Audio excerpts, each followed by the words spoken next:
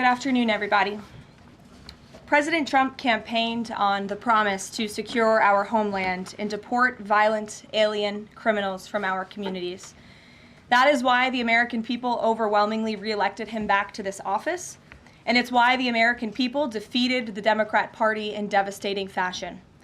Today, we have officially learned Democrat officials still refuse to accept the will of the American people. Maryland Democrat Senator Chris Van Hollen rushed to Dulles Airport this morning to fly to El Salvador, potentially using taxpayer dollars, to demand the release of deported, illegal, alien MS-13 terrorists.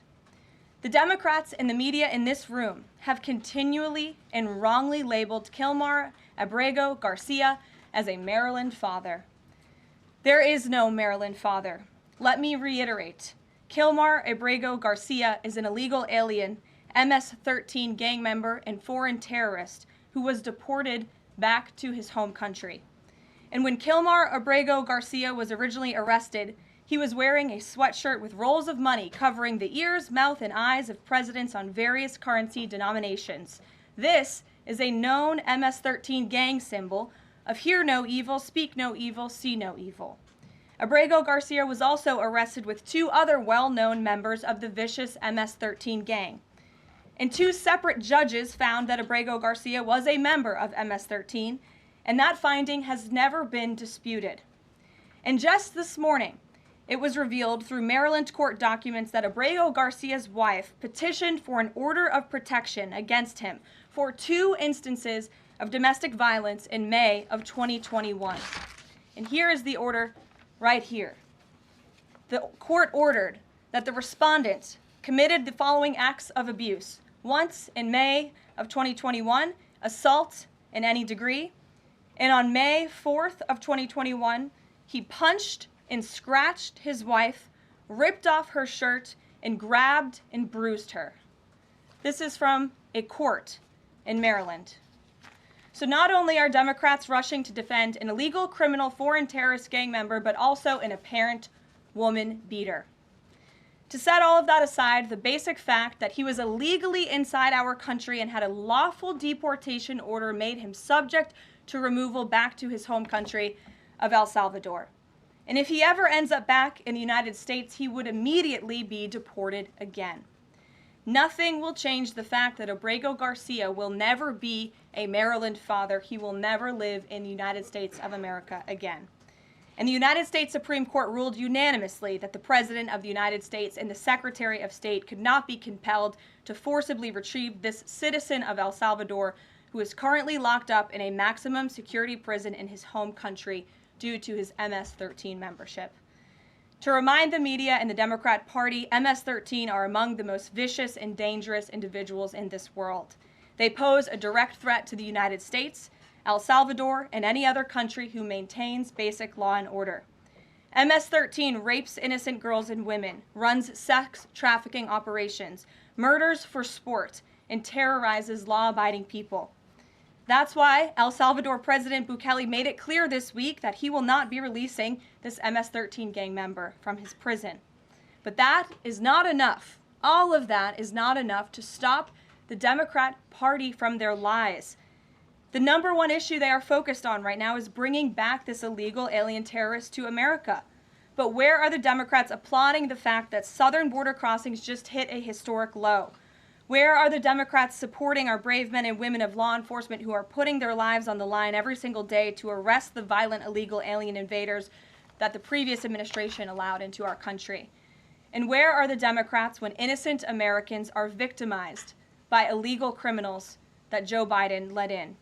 It's appalling and sad that Senator Van Hollen and the Democrats applauding his trip to El Salvador today are incapable of having any shred of common sense or empathy for their own constituents and our citizens. Nobody knows this more than the woman standing to my right, Patty Morin, whose beautiful daughter Rachel was brutally maimed and murdered at the hands of an illegal alien in August of 2023. Patty no longer has her daughter because of the failed Democrat Party's open border, and these are policies that President Trump is bringing an end to.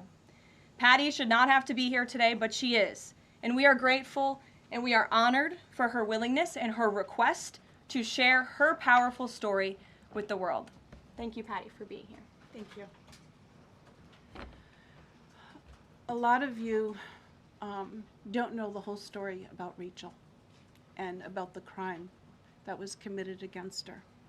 Even us, her family, we didn't know all the details. They kept most of it close to their chest, the detectives, because they didn't want to do anything to hurt the case. They wanted to keep the integrity of the case, so they kept everything close. I sat for the last 2 weeks in her trial, and we saw layer upon layer upon layer of evidence against the accused, an illegal immigrant from El Salvador. And the things that we thought, well, maybe this might have happened, we didn't know. But when we were at the trial, we got all the puzzle pieces. And I want to share some of those things with you. You know that Rachel's a 37-year-old mother. She has 5 children. We've walked the trail for the last 25 years that we've lived in Maryland.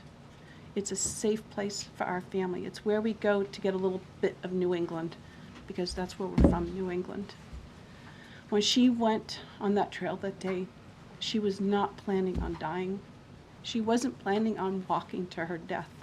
She was planning on going to the grocery store with her girls afterwards. Victor Martinez, he waited for her. He waited for her to come closer. He saw her. He saw that there was nobody around. He attacked her. He dragged her 150 feet, blood gushing from her head. It left a 150-foot trail of her blood to the culverts, where he picked her up, he threw her against the wall of the tunnel, and he raped her. But before he did that, he stopped on that trail, and rocks, still stained with her blood, he used them to hammer her head against those rocks. They say at least 20 times they could count the cuts in her head. They said that when they did the autopsy, and I've seen the pictures, there's a 6-inch square in the back of her head where the skull is shattered the way that you would crush an eggshell in pieces. 3/4 of her brain hemorrhaged. Her right and left side of her face bashed in. Her beautiful face bashed in. Her head bashed in. Broken bones, fractures. He takes and he drags her some more. He drags her through the thorn bushes. She has all the scrapes and cuts on her body. There wasn't 1 inch of her body that didn't have some kind of injury, whether it's bruising, broken bones, contusions, the scratches. She had a fractured rib, fractured nose, fractured skull. And then he takes her into the tunnel and he picks her up. He throws her against the wall. Blood is gushing from her head. Her hair is soaked in blood. And they showed us pictures of her body against the wall, outlined. The blood outlined her body. And you could see where the blood ran down around her as he was raping her. And then he threw her down and raped her some more. And then he strangled her because he didn't want her to be able to live to tell the story. They said that when they did the autopsy on her neck, that one of the things they do is they open up the neck and they look to see how far the injury is. And they went all the way down as far as an injury is possible, hemorrhaging in the muscles, because of how strong and violent the group was around her. These are the kind of people that have no compulsion. Like, to them, this is nothing. And when he was sitting in the courtroom, he actually looked like he thought he was going to be set free. There was no remorse on his face at all. This person took my daughter so violently and so gruesomely and so graphically that they sealed the pictures, because I don't want my granddaughters to see these pictures. These are the kind of criminals President Trump wants to remove from our country. These are the kind of criminals that we need to remove from our country.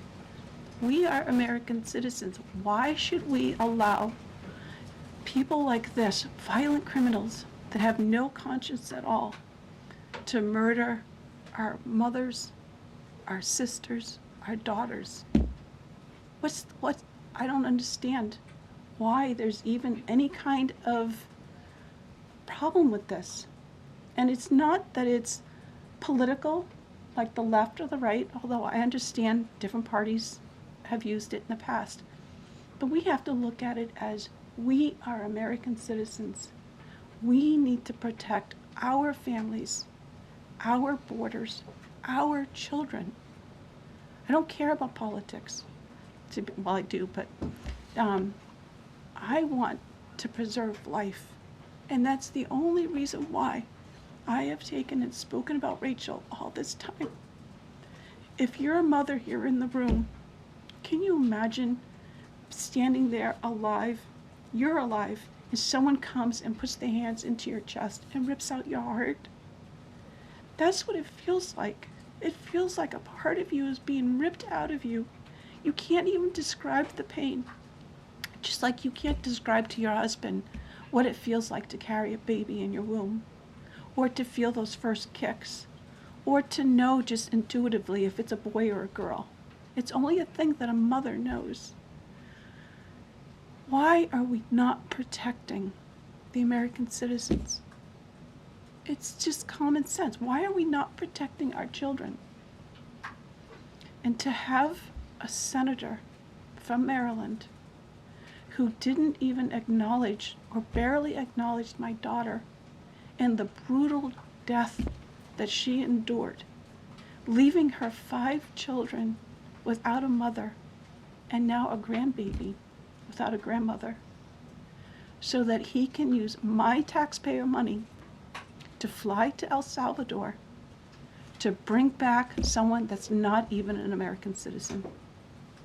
Why does that person have more right than I do, or my daughter, or my grandchildren? I don't understand this. Thank you. Thank you, Patty. Thank you. And I just want to say that as a mother and as an American citizen, the president and our entire team, and I hope people in this room are grateful for your willingness to come here and your request to share your daughter's story. And I think the country hears you loud and clear. So thank you. Does anyone have any questions for Patty or for me? No? I have a question. No? Anybody? Okay. We'll see you all later. The president will be at his dinner later this evening. Thank you. Thank you for being here, Ms. Morin. We really appreciate you. Thank you. Thank you. Please, I'm so sorry for So your sorry for pain. your loss. Thank you. Please tell the truth. Exactly. Tell the truth. Yeah. Tell like how violent it really is. This is about protecting our children.